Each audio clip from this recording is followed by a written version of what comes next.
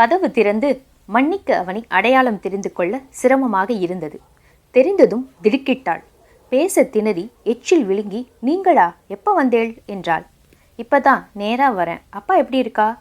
அம்மா அம்மா, யார் வந்திருக்கா பாருங்கோ. யாருடி? பரத். பரத்தா? யாரு பரத்தா? என்னது பரத்தா? மூளைக்கு மூளை ஆச்சரியங்கள் ஒலித்தன. ரேடியோ நிறுத்தப்பட்டது. பிள்ளைகளின் படிப்பு ரத்து செய்யப்பட்டது. அம்மா, பெரிய அண்ணன், அண்ணா, அக்கா, மன்னிகள், குழந்தைகள் எல்லோரும் ஒரு அரைவட்ட விரோத விழா போல வந்து சேர்ந்து கொண்டு அவனை சுற்றி பார்வை வியோகம் அமைத்தார்கள். சின்ன மணிதான் வா பரத் என்றாள். எப்படி மாறிவிட்டாள்? எங்கே அந்த அழகான மணப்பெண்? என்னடா, எங்க வந்த என்றாள் அம்மா. அப்பாவை பார்க்க வந்தேம்மா. எப்படி இருக்கார்? இத்தனை நாளாக இல்லாமல் இப்போ வந்தியா? ஏன் என்னை பார்க்க வரக்கூடாதா? எத்தனை வருஷமாச்சு? அப்பா உடம்பு ரொம்ப மோசமாக இருக்குன்னு கேள்விப்பட்டேன். ஏண்டா, எந்த மூஜையை வச்சுட்டு விசாரிக்கிற? துப்பு கெட்டவனே, ஒரு கடுதாசி உண்டா? இப்போ திடீர்னு எதுக்காக வந்து நிற்கிற? எதுக்குடா? இல்லைம்மா, அம்பி ஐயர் சொன்னதை பார்த்தா அப்பா ஒரு வேளை இனிமேல் பார்க்க முடியாதபடி போயிடும்னு தான் பயம் வந்துடுத்து. பார்த்து இப்போ என்ன கிழிக்க போகிற? ஏன்னா வந்தவரை சும்மா இருடி, இது எங்கள் குடும்ப விஷயம். ப்ராக்டிக்கல் சன் வந்திருக்கான் என்றார் அண்ணர். ஏண்டா, பார்க்க என்ன தகுதி இருக்கு உனக்கு? ஏன் பார்க்கக்கூடாதா என்றான் விரோதமாக. ஏய் பசங்களா, எல்லாரும் உள்ளே போங்க. மகன்கிற தகுதி தான் அண்ணா. மகன்? ஆஹா, பெருசாக வந்துட்டான். எத்தனை நாள்டா அவருக்கு சோறு போட்ட? இதெல்லாம் அப்புறம் பேசலாம். எனக்கு அப்பாவை பார்க்கணும், அவ்வளோதான். கூடாது, முடியாது. இந்த வீட்டில் நுழையிறதுக்கு உனக்கு அருகதை இல்லை. அப்படியே வெளில போ. இந்த வீடு உண்ணுதான் அண்ணா. பாத்தியாமா, வந்த உடனே என்ன கேள்வி கேட்குறான்? 8 வருஷமாக ஏண்டா வரல? அதுக்கு பதில் சொல்லு. இந்த வீடு இன்னும் அப்பாது தான். இதில் நுழையிறதுக்கு எனக்கு உரிமை உண்டு. இவன் அப்பாவை பார்க்க வரலமா? கிழவனார் மண்டையை போற்ற போறாருன்னு சொத்துல பங்கு கேட்க வந்திருக்கான். ஏண்டா கடன்காரா, எப்படி நீ வரப்போகும்? பெத்த தாயாவுக்கு ஒரு லெட்டர் போட்டியா? அதுக்கெல்லாம் என்ன காரணங்கிறது இங்கே எல்லாருக்கும் தெரியும். தெரியும், பேப்பரில் தான் சந்தி சிரிச்சுதே. சொத்துக்கு தாமா வந்திருக்கான். இதோ பார் ஸ்ரீதர், அனாவசியமாக சண்டைக்கு காலை புரண்டாத. எனக்கு சொத்தும் வேண்டாம், ஒரு இழவும் வேண்டாம். அப்பாவை பார்க்க அனுமதிச்சா போதும். எங்கே படுத்துட்டுருக்கார்? அப்படியே சுபாவம் மாறாமல் இருக்கான். இருந்துட்டு போகிறேன். முட்டாள்தனமாக நடந்துக்காதீங்கோ. என்ன சொன்னாலும் ஏசினாலும் நான் அப்பாவை பார்த்துட்டு தான் இந்த இடத்த விட்டு போக போகிறேன். அனாவசியத்துக்கு இந்த இடத்துல சண்டையோ மூர்க்கத்தனமோ வேண்டாம். ஒரு நண்பன் இல்லை பார்வையாளன்னு நினச்சிக்கோங்க. எங்கே அவர்? உன்னை இப்போ அவர் பார்த்தா அடையாளம் கண்டுப்பார்னு நினைக்கிறியா? ஏன் மயக்கமா? இல்லை, மூஞ்சில காரி துப்புவார். துப்ப மாட்டார். நிச்சயம் என்னை அவருக்கு ஞாபகம் இருக்கும். 8 யுகமானாலும் ஞாபகம் இருக்கும். கிழத்துக்கு நேற்று நடந்தது இன்னைக்கு நினைவில்லை, ஞாபகம் இருக்குமா?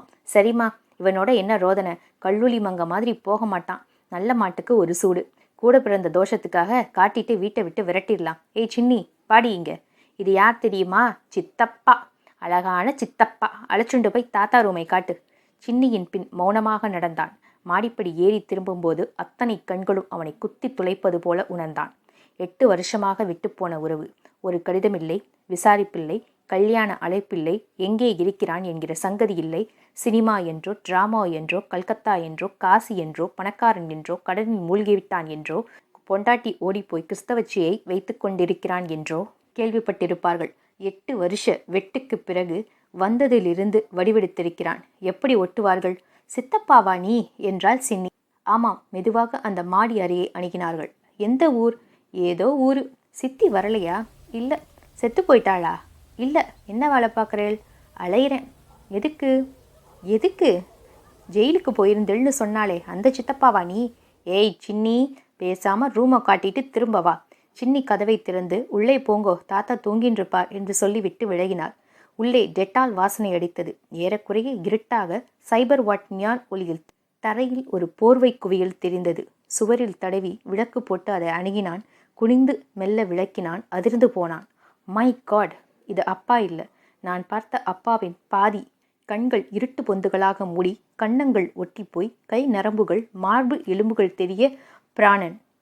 அப்பா பதிலில்லை. சற்று நேரம் அவரை பார்த்து கொண்டு அழுதான். மன வெளிச்சத்தில் சட் சட் என்று அந்த மனிதரின் ஞாபக பிம்பங்கள் மாறின. அப்பா, அப்பா. படுக்கை அறையில் உட்கார்ந்து நெற்றியை தொட்டான். சூடு. அந்த கையெலும்பை எடுத்து தன் கன்னத்தில் வைத்து கொண்டான். அழுகை பீரிட்டது. அப்பா. சட்டென்று கனவு சங்கிலியிலிருந்து விடுதலை பெற்றவர் போல் சிலிர்த்து கண் விழித்தார். யாரு? நான் தான்ப்பா, பரத் வந்திருக்கேன். மெல்ல தலை நகர்த்தி அவனை பார்த்தார். பரத்தா? பரத்தா, என் 3வது பையனா? ஆமாம்ப்பா, ஆமாம். நீதானா? நீதானா என்ன கிணற்றுக்குரல் அது? 8 வருஷத்துக்கு முந்தைய ஒளி முழக்கம் எங்கே? நான் தான்ப்பா. சௌக்கியமா இருக்கியா? இருக்கேன்பா. ரொம்ப நாளா காணும்.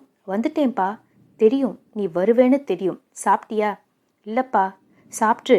ராட்சசிகள்லாம் அப்புறம் இல்லைன்னு சொல்லிடுவா. 3 ராட்சசி 4 ராட்சசி. என்னப்பா உனக்கு உடம்பு? களைப்புப்பா. அலுப்பு. போரும். நிஜமாவே பரத்தா? அந்த கரம் சிரமப்பட்டு மேல் வந்து அவன் தலை மயிரை களைத்து, பரத், உனக்குத்தான் சரியாவே ஏதும் செய்யல. கிழவரின் கண்கள் கலங்கின. அதெல்லாம் இல்லப்பா. என்ன பாரு, சீக்கிரம் செத்து போயிடுவேனா? சீக்கிரம் போயிட்டா தேவலாம். இல்லப்பா, தேவலையாயிடும். உன்னை பற்றி தான் சதா நினைப்பு. எனக்கும் தான்ப்பா. கிட்ட வா. கிழவர் மெல்ல ஒவ்வொரு வார்த்தையாக யோசித்து யோசித்து மிக மெலிந்த குரலில் பேசினார். இந்த ரூமை பாரு, சுடுகாடு மாதிரி இல்லை? என்னை இதில் போட்டு அடைச்சிட்டு எல்லாரும் கீழே இருக்கா. தினத்துக்கு ஒரு 5 நிமிஷம் பேச ஆள் இல்லை. நாக்கு செத்து போச்சு. ஆரஞ்சு பழம் வாங்கி கொடுன்னு 1 வாரமாக சொல்லின்னு இருக்கேன். இங்கே வேற யாரும் இல்லையே. இல்லப்பா, பழம் எல்லாம் கீழே வச்சுன்னு இருக்கா. அவளே சாப்பிட்றா. உங்கள் அம்மா மூத்த ராட்சசி. என்னை வந்து பார்த்து 3 நாளாச்சு. எல்லாரும் காத்துன்னு இருக்கா பரத். அதெல்லாம் இல்லப்பா, சரியாயிடும். ஆரஞ்சு பழம் வாங்கி தெரியா? தரேன்ப்பா. இதை பார், மருந்து. இதில் விஷம் கலந்துருக்கா. நான் குடிக்க மாட்டேன். அப்படியெல்லாம் செய்ய மாட்டாப்பா. எல்லாரும் காத்துன்னு இருக்கா. நீ எந்த ஊரில் இருக்க? ஏதோ ஊர்ப்பா. ஸ்திரமா எதுவும் இல்லை? வீட்டில் இருக்கியா? இல்லை, ரூமில். எனக்கு இடம் இருக்குமா? என்னை அழைச்சிட்டு போறியா? சரிப்பா. இப்போ போகலாமா? இல்லை, நாளைக்கு காத்தால. இப்போவே போக வேண்டாமா? தூங்கிட்டு நாளைக்கு காத்தால போகலாம். என்னை இந்த சுடுகாட்டிலிருந்து அழைச்சிட்டு போயிடுறியா? சரிப்பா. அவர் முகத்தில் சாந்தம் தெரிந்தது. நீ பேசு. அவர் முன் சாய்ந்து அவர் தலையை கோதிவிட்டு அப்பா என்றான். அப்பா, நானும் நீயும் கிரிக்கெட் ஆடுவோமே, ஞாபகம் இருக்கா? ஞாபகம் புன்னகையாக மலர்ந்தது. 2 பேரும் ஒரே டீம்ல மேட்ச் ஆடி இருக்கோம். நீ 19 அடிச்சுட்டு ரன் அவுட் ஆயிட்ட. எனக்கு ஏற்ப உன்னால் ஓட முடியலையே. சாரிப்பா, ராங் கால். அது என் தப்பு. சொல்லு. சின்ன வயசுல ஐயன் வாய்க்கால் நீஞ்ச கற்று கொடுத்தியே. துபக்கடின்னு தள்ளிவிட்டு மூச்சு திணற வைப்பியே. அப்புறம் கொய்யாக்கா அடித்து சாப்பிடுவோமே. அம்மாவுக்கு தெரியாமல் உனக்கு பர்க்லி சிகரெட் வாங்கிட்டு வருவேனே. 2 பேரும் கவட்டை கட்டி குருவி அடிப்போமே. எவ்வளவு தூரம் ட்ரெக்கிங் போவோம். பான தீர்த்தத்தில் பாறாலை படுத்துண்டு நட்சத்திரங்கள் எல்லாம் புதுசாக பேர் வைப்பியே. சுள்ளி பற்ற வச்சு சட்டியில் சமைப்போமே. ஒவ்வொன்றாக சொன்னான். தந்தை மகன் இருவருக்கும் இருந்த உணர்ச்சிபூர்வமான பிணைப்பு, சிநேகிதம், கையோடு கையெடுத்தி பலபரிச்சை, நீண்ட நீண்ட நடைப்பயணங்கள், பறவை குரல்கள், மண்வெளியில் தியாகராஜர் துரத்தல், ஓட்டம், பிடிப்பு, இரகசிய பரிவர்த்தனைகள், நிறுத்தி உட்கார வைத்து மரத்தடியில் அருணாச்சல கவிராயரின் ராமநாடக கீர்த்தனைகள், அலைஸ் இன் ஒண்டர்லேண்ட். பரத் என்று அவன் கையை பிடித்தார். நானும் நீயும் ஒன்று. அப்பா, எல்டரடோவை பற்றி சொல்லுவியே, ஞாபகம் இருக்கா? அதை தேடிண்டு தான் நான் போனேன்ப்பா. கற்பனை தங்கம்னு தெரியாமல் தூரத்திலேயே பளிச்சு காட்டியிருந்ததை நோக்கி ஓடினேன்ப்பா. நானும் தான் அதையே தேடினேன் என்றார். அப்பா, உன்னை முதல்ல சரசுவோட பார்த்தப்ப எனக்கு அப்படியே சகலமும் சம்பிச்சு போச்சு. ரொம்ப நாள் கழிச்சு தான் எனக்கு ஏன்னு புரிஞ்சது.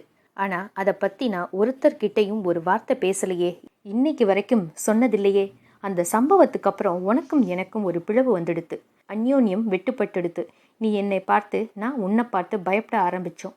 என் மனசில் உன்னை பற்றி இருந்த இமேஜ் கலைஞ்சு போய் நாம் 2 பேரும் அப்போவே பிரிய ஆரம்பிச்சிட்டோம். அதுக்கப்புறம் எத்தனையோ நடந்து போய் நான் விலகி போய் ஊர் ஊராக அலைஞ்சி உறவு விட்டு போய் கல்யாணம் பண்ணிட்டு பொண்டாட்டியை பிரிஞ்சு வேண்டாம்ப்பா, அதெல்லாம் அழிச்சுடலாம். சரசு வரைக்கும் விரசமில்லாமல் இருக்குது. அதோட போதும். அதுக்கப்புறம் எல்லாத்தையும். அப்பா தலையை ஆட்டினார். அதுவும் இருக்கட்டும் என்றார். பரத் கிட்டவா வந்தான். நாளைக்கு காத்தால என்னை அழைச்சுண்டு போயிடுறியா அந்த இடத்துக்கு? சரிப்பா. எத்தனை மணிக்கு வண்டி? சீக்கிரமே கிளம்பிடலாம். என்னால் நடக்க முடியாதே. உன்னை அப்படியே தூக்கி தோள் மேலே வச்சுட்டு போயிடுறேன்ப்பா. நீ என்னை தூக்கிண்டு போவியே, அது மாதிரி. எனக்கு தேவலையாயிடுமா?